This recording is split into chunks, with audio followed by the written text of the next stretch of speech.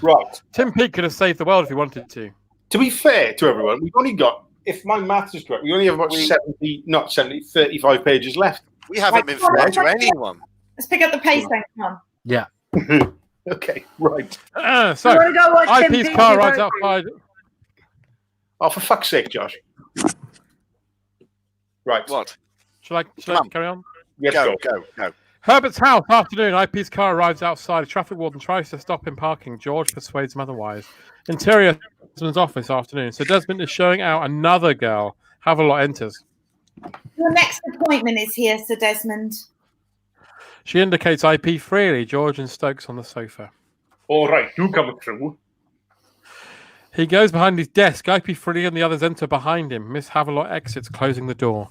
IP freely. I wish I did, but I'm taking some pills for it. But I'm a filmmaker from Hollywood. Really? How marvelous. What sort of... Well, let me get straight to the point. My daughter, Rhoda Freely, has starred in one of the greatest new movies of the millennium. She's nominated for a Herbert. Is she? Good for her. I want her to win. Of course you do. What father wouldn't? No, I really want her to win. Well, maybe she will. Maybe she won't. I don't like the word maybe, Sir Desmond. I like the word definitely. Outer office. Miss Havelock leans towards her intercom in order to overhear the conversation at Sir Desmond's office. So I was hoping we could come to some sort of an arrangement. Arrangement? So Desmond is continuous. Arrangement? That's a weird script. That's an error in the script. Of one of many. Oh yeah, IP snaps his fingers. George steps forward and plonks a briefcase on his desk.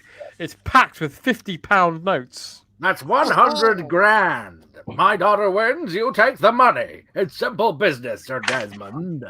Mr. Freely, a bribe? I'm shocked. I'll have you know that I'm a man of immense morality.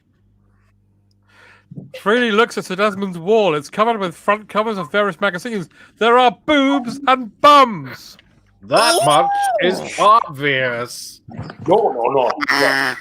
No. That's quite different. I cannot be bought like a cheap tart called Mandy who hangs around the phone boxes at the back of King's Cross, just this side of Wharfdale Road, for instance.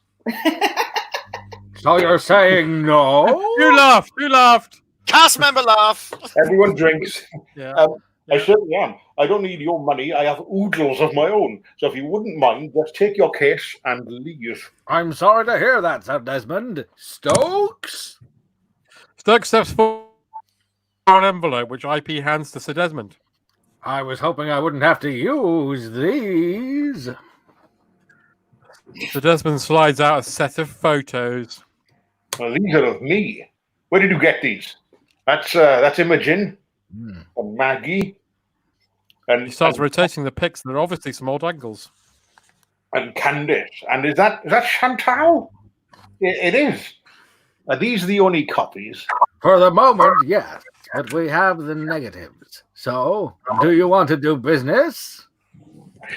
I really don't remember a python being there at all. Sir Desmond, do you want to do business? I do. IP looks at Stokes with a smug told you look.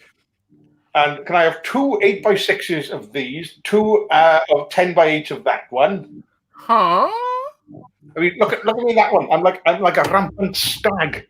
Woof.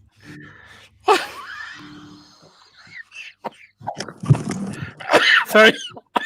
IP turns and storms out, followed by Stokes and George, who checks at the door before returning for the case. So Desmond surveys his pics appreciatively. So when will they be ready? I don't mind paying extra for overnight. There's a place down the road that does them in an hour. As IP waits for George, Miss Havelock sees her opportunity and she scurries. Miss Freely. Mr. Freely. Fuck. Sorry, I thought there were more women in it. There's not. Mr. Freely, fuck. Mr. Freely, may I have a word? Well? Well, there are others at the Herberts who may be more receptive to an arrangement. Oh, yeah? She hands him her card. My card. He takes What? her card. My card. Your card, I see. Well, thank you, Miss Ivana Have-a-Lot. I'll be in touch. John. Interior, Lenny's living room, early evening. The drivers are all lined up. They're all wearing ill-fitted grey suits, blue shirts, and matching ties. Lenny walks along, inspecting the troops. Oh, yes. Very smart. Very nice indeed. Yeah, it itches a bit. I'll stop complaining. They're made from the best natural fibres a machine can make. He puts his hand on Dickie's shoulder. There is a crackle of static. Lenny recoils in pain. Oh, bloody hell! Where'd you get this lot from? Scarecrows are us? Oh, not now, Shirl. I'm trying to conduct some high-powered business. He brushes fluff from one of the other, gets another. Ow! I've seen more higher powered business coming out the back of an horse. That's Well, an actual joke. So, Oh, what yeah. do I like? Look, double-breasted. Yeah, we noticed.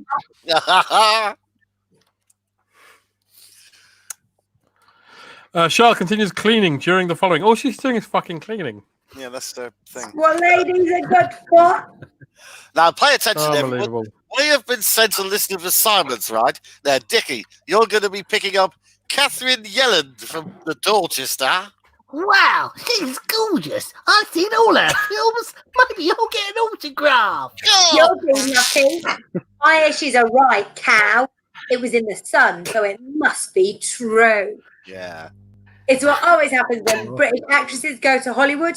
They always come back all big time. Did they get Martine McCutcheon? No, I'm sure she's a pussycat, really. Heathrow, simultaneous. Catherine Yelland is walking, followed by her entourage. She is met by a representative of the Herberts who offers her a bouquet of flowers. Miss Yelland, on behalf of the Herberts, may I welcome you to our shores and... Who's Kath? You want me to do Catherine? Yeah, Catherine, she's not KY. Get those things out of my face. Does the hotel know what I want? Well, yes, we forwarded them your 30-page dossier, including the fresh lilies in the room, the lemon-scented towels, the walls painted, parchment white, the bed facing east, 3 CD players and a duck egg blue carpet. And? And Welsh spring water coming out of the tap. Is that supposed to be Zeta Jones? do you think? Yeah, Zeta Jones, yeah. Oh, I Yes. should have done a, sorry, should have done a Welsh. I didn't know. Ruth Maddock, that's what they were talking about.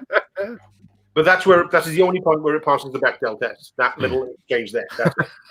Oh, well. Right, working for now. Lenny's. You know, that bit What that's does- really feminist, where it shows how demanding women are. They want 3 CD players, duck egg blue carpet. I want upwards of 4 things. How dare Lenny's you? living room. She even insists that people call her by her stage name, KY. Well, that must guarantee her a good entrance. Jimmy, you'll be picking up the fashion designer Jean-Paul Latouche. He's not one of them, is he? 2007, He this puts- was. 2007. He Jesus puts one Christ. hand on his hip whilst the other lubrically forms a He's spout. not, What? not one of Hang them. on. Are you trying to be a little teapot? No, one of them, bread strictly butter side down. Nah, you've lost me. Gay. Oh, well, it doesn't say. Anyway, not all fashion designers are gay. Heathrow Airport, close up on Jean Paul, who is screamingly camp, waving to unseen people. It's cheaper. Is this way, boys? We should have done the Two big interval muscular here. reporters. We should have done. Two. Leary's doing my internal face. Close up on Jean Paul, who is. Oh, I've done that bit. Two big muscular porters wheel rails of dresses through the terminal building. Lenny's living room, continuous. Delia, you've landed Timmy Moody. What, that noisy brat who was in Magic Mickey, the boy wizard? Not forgetting Magic Mickey 2, 3, 4, and 5. Oh, come on, look, they're just films. He's not going to be as nauseating as that in real life, is he? He is. Timmy is 10-year-old. He's used to getting his own way. I don't want to go to the press conference. I don't want to go to the press conference. I don't want to go to the press conference. And anyway, the kid's being chaperoned by a Miss Hildegard Stern. She's bound to keep him in line. We cut to show Miss Stern, who is clearly drunk. She is sitting in an armchair, smoking a cigarette, drinking a gin and tonic, and watching her screaming child with disdain. Interior, Lenny's living room. So, everybody happy, right? You've got your assignments. Just give them everything they want, all right? Come on, good luck. Interior, television studio, morning. It's a set of Good Morning, or similar breakfast TV show, if they don't want to do it. Ferdinand and Philip Schofield are hosting. Off to one side, behind cameras, Miss Havelock stands watching. And we're very proud to bring an exclusive sneak preview of the actual award being presented at the Herberts. And here in the studio is the man who's brought the Herberts to life. It's Sir Desmond Uppingham-Knightley. Welcome, Sir Desmond. So Desmond sits on the sofa. Two glam girls stand behind. Thank you, Mr. Kilroy, and it's a pleasure to be here. Kilroy in 2007. Pull out to reveal the award covered in small cloth sitting on the coffee table. Now, the award is named after your grandfather, Herbert, is it not? That's right, Lorraine, although the award isn't a model of him, but of his most famous accessory. He removes the cloth to reveal a gold gherkin-shaped object. Fern and Britton look up, and Philip look uneasy. It's his cigar, of course. Of course. It's modelled on his last cigar, the one he smoked before he was pronounced dead of chronic lung disease. That's touching. Right there. It's not very big, Sir Desmond. Well, I'd like to think that size isn't important, Judy. But anyone getting one of these is going to get a lot of pleasure from it. Lenny's yard day. Shirley is behind the wheel of Lenny's old Mondeo. She chats to Dudley, who is watching her leave. Won't be long, Dudley. I'm just nipping down to Halfords for a few dusters and Chamois. thank you for the new cars. She shows him the list. It's 3 columns long. Dudley waves her off, and then he heads back towards the office. He turns and sees a car in the yard. Dudley spots Tony in the back. We don't see him, and so darts off for cover. Lenny loves office. Lenny is watching Sir Desmond on the television. There is a rattle of a door opening. Lenny assumes it's Dudley. You know what, Dudley? If these Herberts work out all right, I should have enough for a nice little nest egg. And that's after we paid off that shyster Two Fingers Tony. Lenny has failed to spot that Two Fingers and his henchmen are standing around his desk. Shyster. Oh! Lenny is startled, leaps to his feet. Oh, Tony. I didn't see you come in. Shyster? No, not you, Tony. A different Tony. You said Two Fingers Tony. Different fingers. You're more, Lenny waves 2 fingers at Tony. while he's more, Lenny waves 2 fingers on the other hand at Tony, realising he's offensive on both of his arms. So, Shirl about.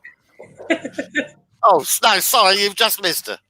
Pity. I was looking forward to renewing old acquaintances. Oh, I'm so sorry. She's gone.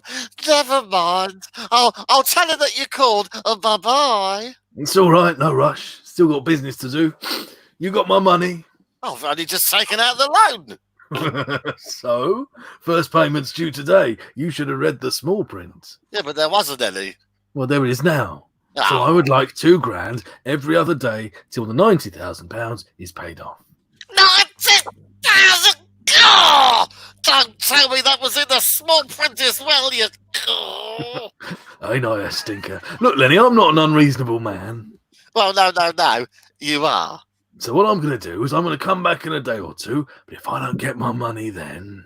He indicates his lads who hold tire irons and crowbars. Understand?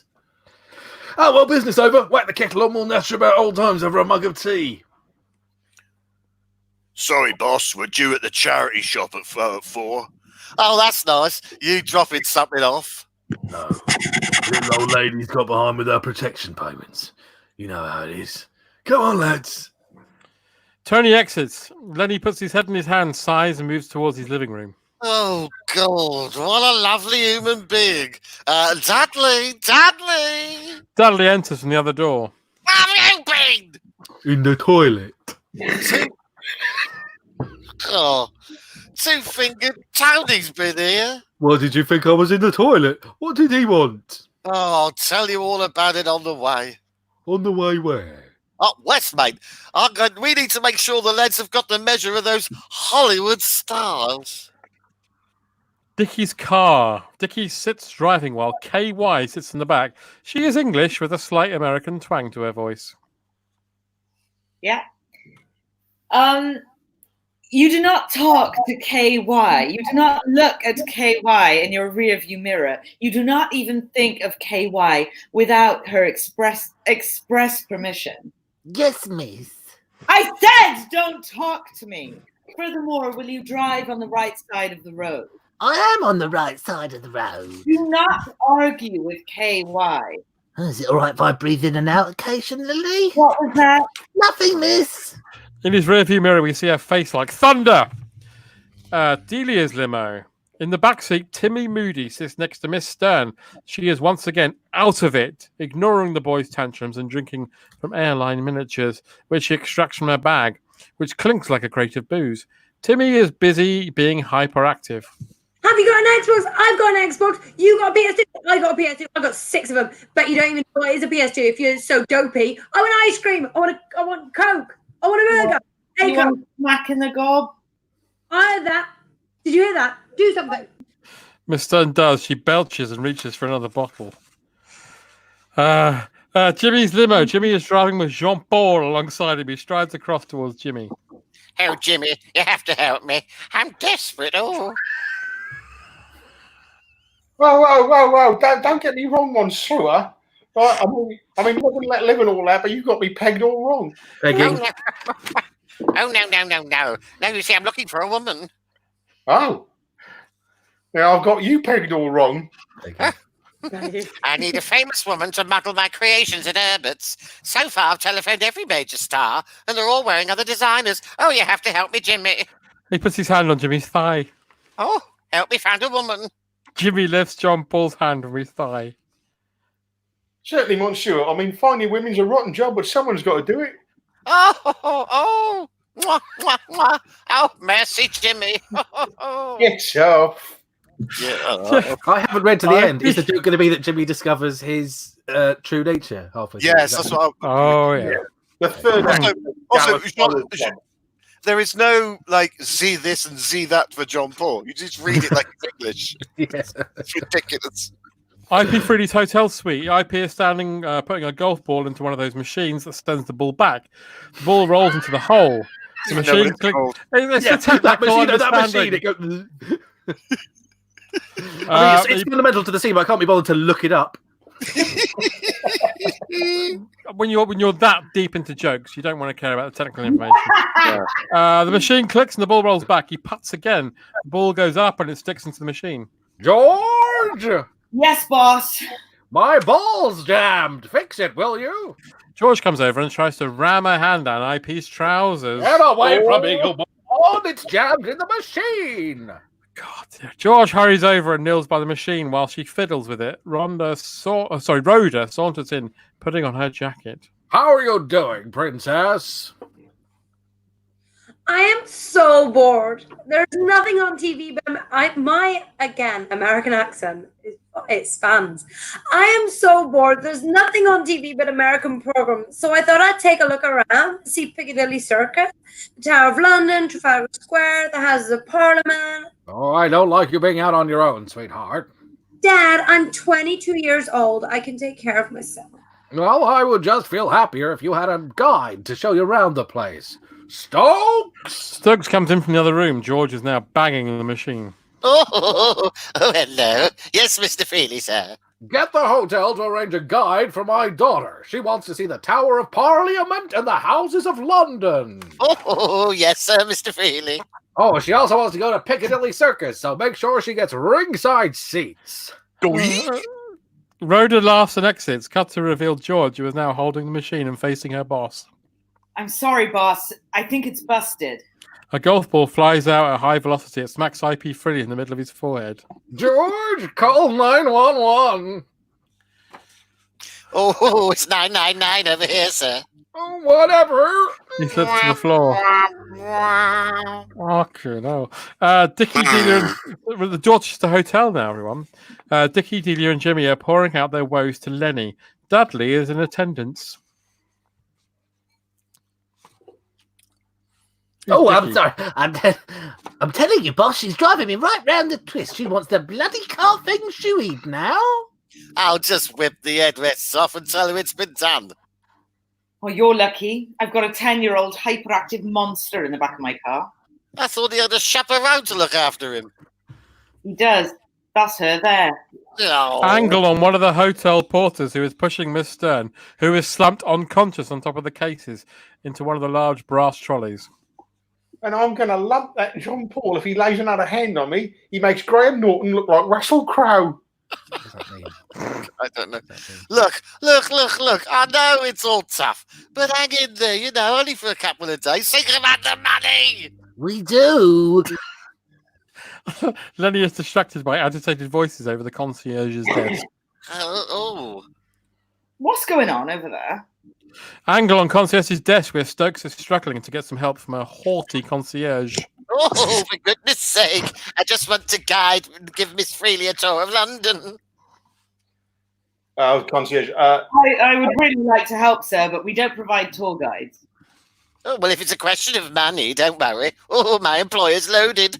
Angle on Lenny, who hears the magic word. Dudley, come with me. Why don't I see if I can find some bus companies who may be able to help you? Oh, I don't want a bus. Lenny and Dudley approach Stokes. Oh, sorry to trouble you, but I couldn't help but overhear your conversation. Oh, and, well, I might be able to help you. IP Suite, Miss Havelot's office. Intercut is required. As required, sorry. IP is on the phone with George, standing in close attendance. IP has an oversized dressing on his forehead. Havelot speaks conspiratorially on the phone, keeping an eye on Sir Desmond next door. No, Mr. Freely, I cannot go fix the computer, as you put it. It's impossible. The Pillock is heavily guarded. Even with my clearance, I can't get anywhere near it. She can't fix the computer. She says it's impossible. I know, boss. It's got lasers and sensors everywhere. Then why did you tell me to ask her to... Oh, never mind. Can she get the building plans? Can you get the building plans? Yes, I can. Yes, she can. Good. Tell her to get them. Good. Get them, will you? Okay, but it won't be easy. We see Havelot open her drawer and bring out building plans. She says it won't be easy.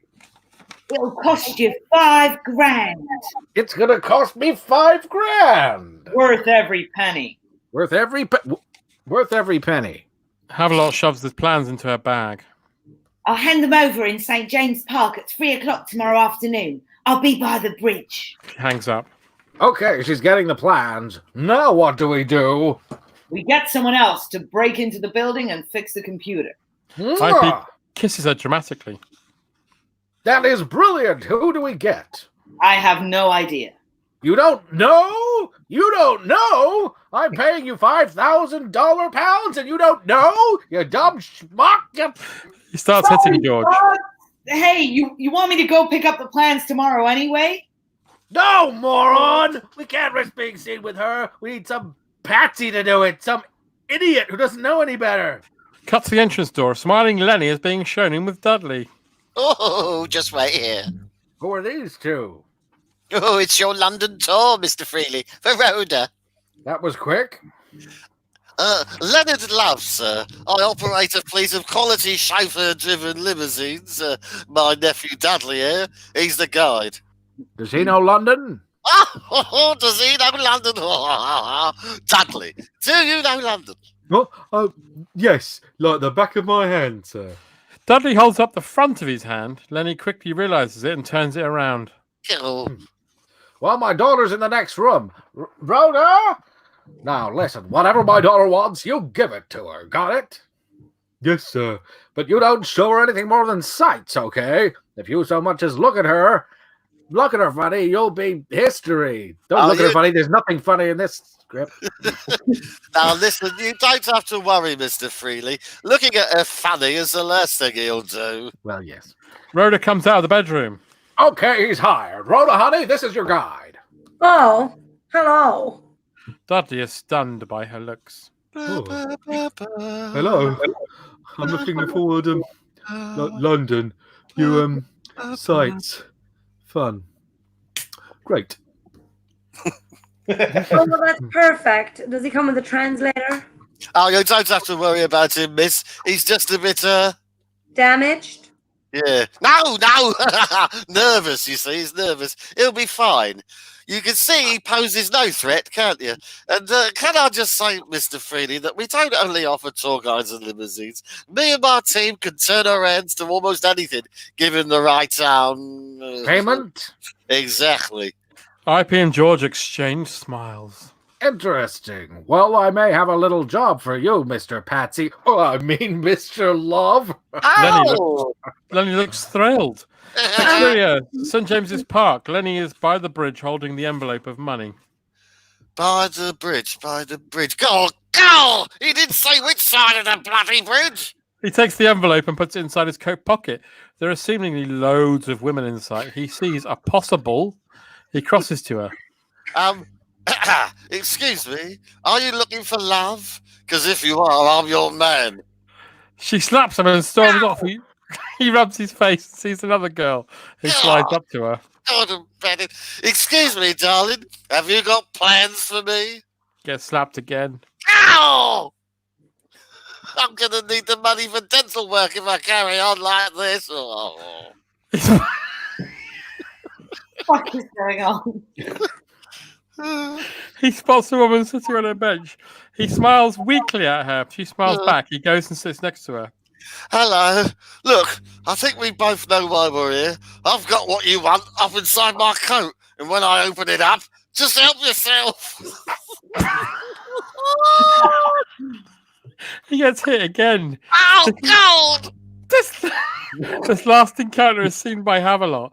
She strides tree to be near him. She catches Jenny's eye. He realizes how he's got the right contact. She nods for him to walk towards the exit. They move down converging paths towards the gate. From the park, we take Dickie's car passing. Dickie is driving while KY is in the back on her phone talking to her agent. Okay, well, just call me back, will you? I can't believe it. This company paid me $12 million for my last movie, and they want me to pay less for the sequel. And they want to pay me less for the sequel. What do you think? I said, what do you think? Well, I'm not really the bloke to ask, miss. I played a shepherd in the school nativity for a glass of orange squash and a couple of Jaffa cakes. Trafalgar Square. Dickie's car slides under Admiralty Arch and into the square. As it moves past, we pick up Rhoda and Dudley. Dudley and Rhoda are standing looking up at Nelson's column. That is Nelson's column. Impressive, isn't it? Yeah. Of course, Nelson was one of our greatest heroes. Only one eye, one arm. But a huge column. That's God's way of compensating. Whoa, Look out! Dudley has spotted a skateboard hurtling towards Rhoda with a surprising speed as he swaps her out of the way. thank you, my hero. Well, maybe I can trust you with the truth. I am actually Spider-Man. Really? Oh yes, it's a substantial gift. She looks between the buttons of his shirt. Where's your costume? Thursday, it's in the wash. I hope nobody needs rescuing. So come on, what's next? Well, Piccadilly Circus isn't far from here. I can't promise you clowns and trapeze acts, but it is quite exciting. Cool. Are we walking, or are you gonna swing me between the buildings? My spider sense tells me it's safe enough today. He laughs. They move off. As they move towards the Haymarket, we pick up Delia's car driving by. Delia's limo. Timmy sits in her back. Delia looks in the rearview mirror to see a practically comatose Miss Stern. She started early. Oh, Sorry, my laptop's about to die, so I just have to plug it in. Am I lost? Is it? She started early. I want you to take me somewhere that's got computer games, and you can take me to McDonald's. Don't you ever say please or thank you? Not to you. You're just a driver. Not even a driver. You're a woman driver. Oh, I am. Am I? Delia is clearly infuriated, and the writer clearly hates Daniel Radcliffe. She tears away at high speed. Delia expertly tools the car through traffic before executing a brilliant handbrake turn into a parking space outside a computer game shop in Soho. They're everywhere. Interior, Delia's limo, continuous. You wanted a computer games shop? Angle on Timmy picking himself up from the floor, so he appears over the back of the seat. Whoa! Alongside him, Miss Stern hauls herself up to peer over the seat. This Miss Stern part, whoever gets it, is a fucking great one, isn't it? Kathy Burke. She hiccups. Kathy Burke. She hiccups and falls back over the floor. This is my favorite. Soho Street. Oh, it's brilliant, isn't it? I think Maggie Smith. Soho Street, walking past Delia's car are Jimmy and Jean-Paul. Gay panic. How come you haven't got any stars to model your frocks then? Oh, because they're international press, you see. Oh, yes, they think my work is, how you say, passé. They say I need a new look, a new something, you know. Haute couture is very difficult. Ooh. Well, that's your problem, if I may say so. I mean, I've seen them birds on the catwalk, chip baskets on the boobs, feathers sticking out their shoulders, and their backsides hanging out of a thong. I mean, can you see Dame Judi Dench wearing them on the red carpet? Oh, it's hopeless. If only I could find some inspiration. I know. Come with me. I know just the place. Oh, you do? Yeah, Primark. They got some blinding frocks down there. Oh. Hotel. Fucking hell. Hotel forecourt. Dickie's car pulls in as KY moves to get out. Dickie hands her a clipboard. Sorry, Miss Yelland. Would you mind signing my docket for administrative purposes? With a sigh, she does so and starts to move away. A 13-year-old girl walks up to KY in the doorway. The teenager offers an autograph book, but KY sweeps past her. Dickie is clearly disappointed. KY enters the hotel but catches sight of Dickie walking up to the girl and giving her a slip of newly signed paper. Interior, IP Freely's hotel suite. Lenny hands over the envelope to IP. There you go. Plans of the building. Any problems? Oh, no, not at all. Piece of cake. Now, if you wouldn't mind just settling up. Actually, I have a better idea. How would you like to earn some proper money? Say, $100,000? Oh! 100,000 nicker! God, you want me to kill? Lenny's living room evening. The drivers are grouped together as Lenny has just finished giving them the news. You're going to break into Herbert House? Shut up, I don't want Shell to hear. There, this bloke, you see, IP Freely, wants his daughter to win an Herbert Award, and he's prepared to pay big money. Really? How big? 130 grand. All we have to do is break into the building and rig the computer. Oh, that's all, is it? Break into a heavily armed, heavily guarded, almost impenetrable fortress-like building. Piece of cake. Yeah, what's all this wee business? Well, you can't expect me to do it on my own, can you? I mean, I've told him I've got a crack team.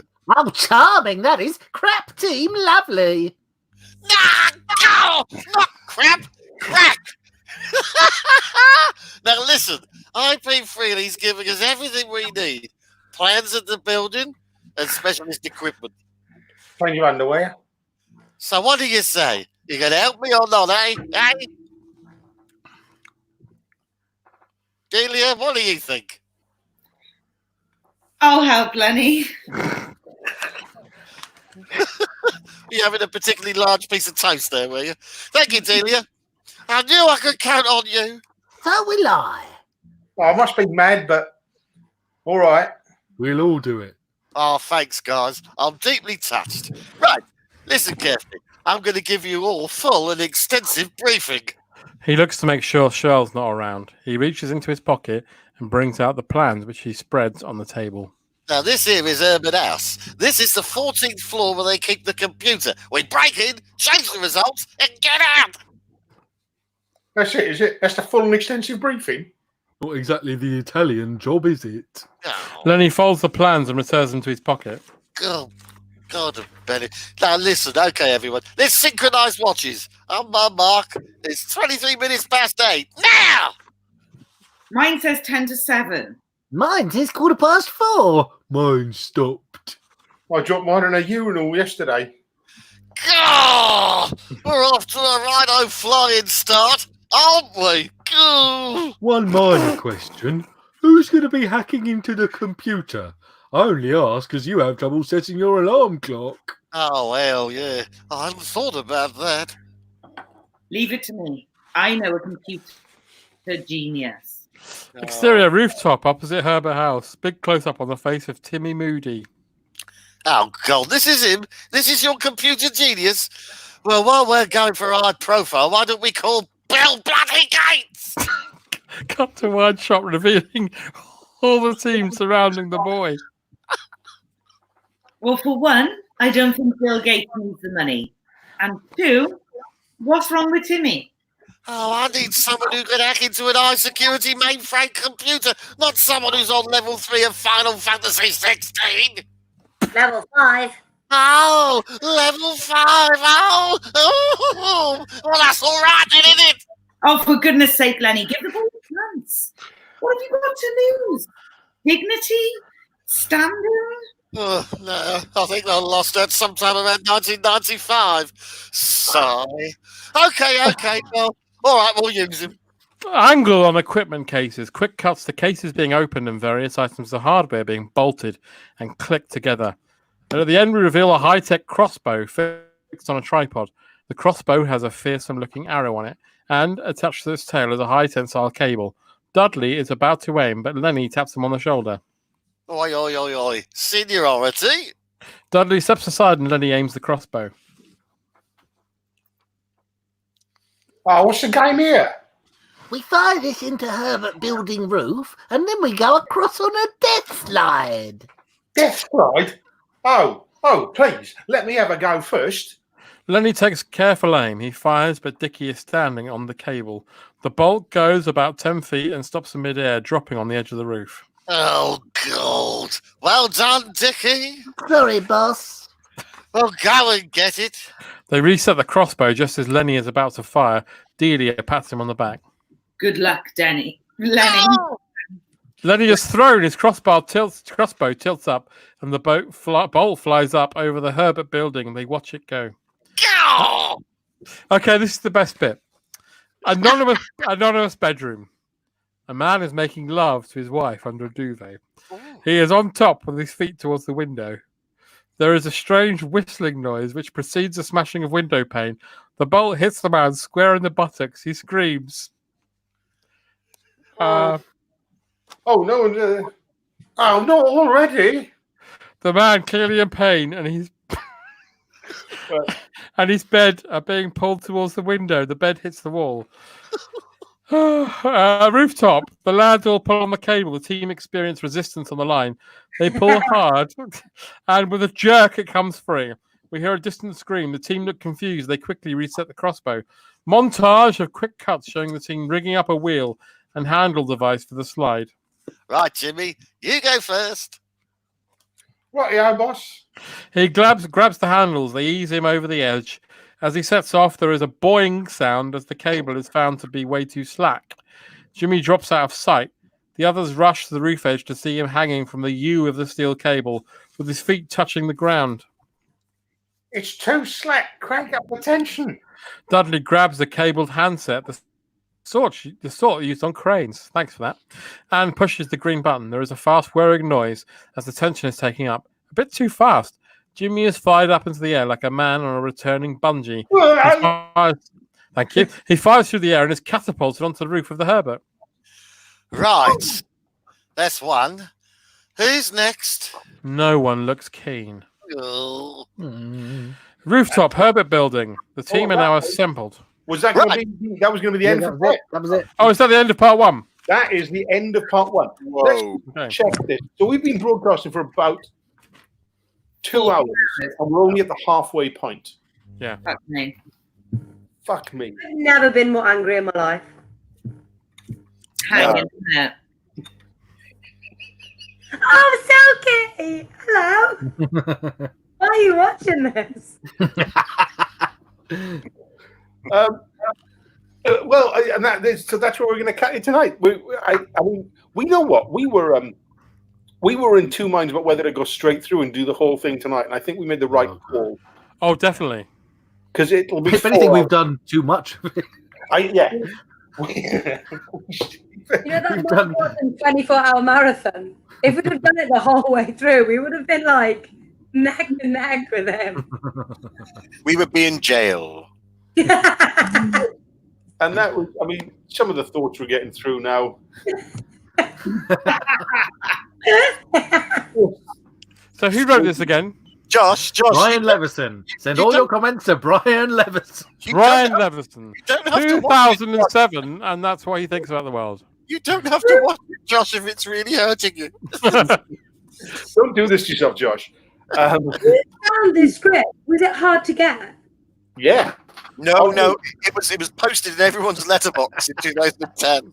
I had to kill a man to get this script. Yeah. Because if I wrote this, I would want this buried. Yeah. Well, but the thing is, everyone was really keen to do it. I think everyone was really keen to do a new Carry On film, I think. Yeah. There were big headlines around this time saying they're doing a new Carry On film. Shane Ritchie, Daniela Westbrook, Is it Sean Alan Williams, Carr as the fashion designer? Alan Burt Carr. Reynolds was going to be in it at one point. Yes. Who's the Prince of Wales? The Prince of Wales was going to be in it. Burt Reynolds. Oh, Burt Reynolds. Really? Yeah, he was going to be IP That's Freely. better. God. Yeah. Oh, why didn't No, I? someone said, if I'd known Someone Burt said in the comments earlier it would have been like the Fat Slags movie or something like that. It would have been Like the Potato Men. Sex Eyes the Potato Men. Yeah. Sex Size Potato Men, yeah. The Sex Run Eyes for your wife. was Run for your wife. Was well, we're not committed. No one's forcing. We're not forcing anyone to do anything. Yeah, but the thing is, didn't Sex Lives of the Potato Men turn out to be a tax dodge? I think Blackball didn't it? Oh, was it okay? And I Did it? That's very I interesting. think so. Vince Vaughn's Blackball. No, the is it called Blackball? The Paul Kay one where he's in Yeah, Crown with Green Vince Bowl. Vaughn in it. Oh, is it? Yeah. He was doing Dodgeball, Blackball, any ball-related films. Vince Vaughn was in. Yep. Mid-thousand noughties. Well, It just, so long to get Rode Her Freely. I mean, Yeah, Roto Freely. oh my God! If you think about the very last Carry On film, which was Carry On Columbus, Mm.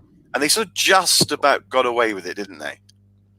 But what they did is they realised that they would just, because it was people like Julian Clary, they just played to the strength of what a Carry On film is, which is the celebrity, the star who plays the character. I mean, you know, we all identify Carry On films because of Sid James's Laugh, Charles Hawtrey's Hello, Kenneth Williams, and that's all they sort of tried to do with Columbus. Yeah. They got people who were well known for a certain sort of either manner or catchphrase, and that's why it would work. But if they tried this one, I mean, Daniela Westbrook and Sean Williams, I mean, it's got nothing to it. No, this would be utterly joyless. I'm sure they've got the only reason it's 2.5 hours long. The script is because they were going to. They probably thought some of it might not work.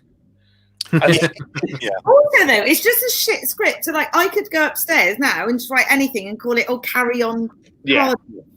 And go, oh, it's a Carry On. Like, you can't just take the brand in, right? Shit. Like, What they should do, they should give it to Ricky Gervais. You can't just like use Carry On branding and go, well, this would be good because it's Carry On Cardiff or Carry On Penarth or whatever the fuck. Like, yeah, it's an absolute shocker. So, and same thing, if you had a really good script and got Daniela Westbrook in it and Sean Williams, then I'm sure it'd be class. But like what we got here is a shocking script. No cast have committed apart from us tonight. We're even lower down the totem pole Like than Will Sean Williamson. Anderson. Even Sean Williamson didn't do this script. I don't think at any stage I was committed. I don't know. I feel a little bit pissed as well now, actually. Well, that's usual. I think we should all be committed. Yeah. Oh! They should give this to Ricky Gervais because they could have Lenny Love as like a really horrible, narcissistic, awful man that everybody loves for some reason. Oh, right. The better man is funded with lottery money. which were a lot of the. Oh, Money's supposed to go to good causes. Yeah. maybe it went to the good members of the cause. Not Jim, who believes in anti-vaxxing and David Icke. He's an anti-vaxxing David Icke. I do as well. I tell you, that means he doesn't hoover. Well, well, I mean, we could talk about this all night. I was going to say it's a shame to leave because this has been the best bit, to be honest. Yeah. This is, I mean, the point of this is to give us something to rip the piss out of at the end. But Jesus, this is an exhausting screenplay. Yeah. It's like, American satirists don't enjoy Trump because he's so perfect. It's really hard to rip the piss out of something that horrific. Mm. He constantly satirizes himself. It felt like that. It's hard to pick. Do you know what I mean? Yeah, it's hard to pick one or two flaws with this script. What was Paul? You said earlier there was I think you put in the message group before we started. There was a joke on page 39. Do you know what it was? I can't remember now. We're way past that. I said there was one on 68. I can't remember. Yeah, you did. Yeah. One made me laugh earlier, but I don't remember what it was. They're not jokes that stay with you, are they? No. It was Nelson only having one arm, only having one eye, but having a huge column, which at least has the structure and shape of a joke. And especially this of a carry-on joke. Yeah. Yeah, because To there be would fair, have a lot of lines have been plastered over with Harry H. Corbett this evening. Yeah, that's true. That was Especially Yeah. He's in screaming. It's canon. It's fine. But yeah, I think the best carry-on films are the ones where the actors know that what they are getting themselves into and what their job is on it. And I think well, they were done. They were paid at the time like $4,000. Sometimes less. And you only. I mean, even now you watch a carry-on. I mean, they used to even call the character names after the sort of traits that they had. So Sid James was a hapless whiskey drinker, always betting on the horses. So they just incorporated that into films. I mean, at one point he's even called Sid Boozy. Yeah. So they just say this is who you are, and so we'll even name you that. I mean, it's and you don't remember carry-on films because of amazing plots. You just remember them for they're all like the Faz Show. They've all got their own little catchphrase, haven't they?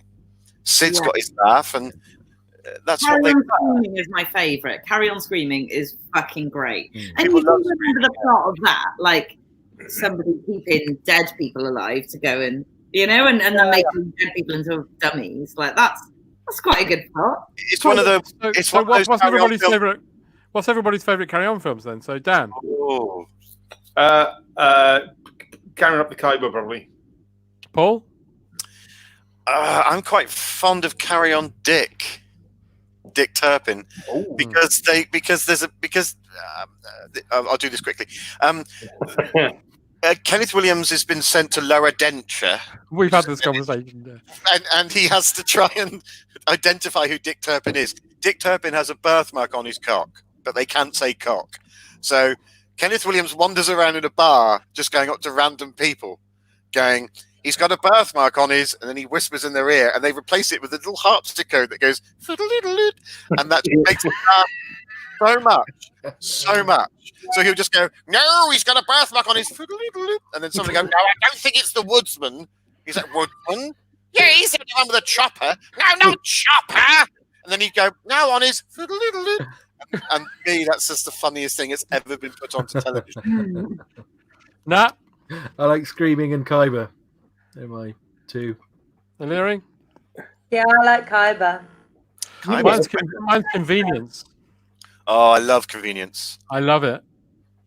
Sid James does about 9 fart gags in the first 3 minutes of that film. But it's got a pathos. It's got him and Joan Sims, who are kind of, they can't ever be together, but they've got that thing where they... And the neighbours as well, aren't they? Yeah. He drops her off every day from work, and they have that little thing over the garden fence. And they go to Brighton, when I live near Brighton, so that's quite exciting. And it's one of the rare ones where Kenneth Williams, he's the boss in it, but he's not a baddie. He's actually part of the gang. Yes. Which the baddie is Kenneth Cope, essentially. Yeah, which is the unions bringing down the working man. Yeah. Is Kenneth Cope? No. Oh yeah, don't worry. What's the one? Oh, that's Carry On Girls with playing with his Kenneth rubber. Connor. Kenneth Connor with his rubber ducky. Where he does his full. He's married to June Whitfield. Yeah. What's your opinion, Beth? What's mine? Yeah. Brideshead. Yeah, sorry, I thought I'd gone with that, but yeah, absolutely. It's one of my favourite films of all time, Carry On Screaming. I fucking love it. Don't necessarily like loads of the Carry On films. Carry On Camping I like, that's fun. Carry On Camping was a massive hit. It was the biggest hit of 1969. It's good fun, I like that, but like Carry On Screaming, I was just obsessed with it. Like I know it line for line. Like I watch it fucking constantly. I'm also very fond of Carry On Abroad. Because you got Peter Butterworth running the hotel, and he does all the roles. He's the concierge. He's the butler. He's the And June Whitfield and Kenneth Connor are married again in that one. Married again in that one, yeah. When she won't ever have sex with him. Yeah, tried it once, didn't like it. Too many, probably. Oh dear. Well, Like funny. well, unfortunately, we're not doing any of them. We're doing Carry On fucking London, and we're doing the second half. You know, it's another 70 pages next week. Yeah, and we will try and not get knocked off air. Yeah. Even YouTube went no. No. We don't want to hear that. Lockdown might be eased by next Friday, right? So will any of us be here? You can't get out of it. You're committed. Yeah. Week after week, reading If Carry it On is eased, London, I'm gonna page by broadcast. page. If it is eased, I'm going to be here and broadcast live from a pub garden somewhere. It will just go on Committed. forever.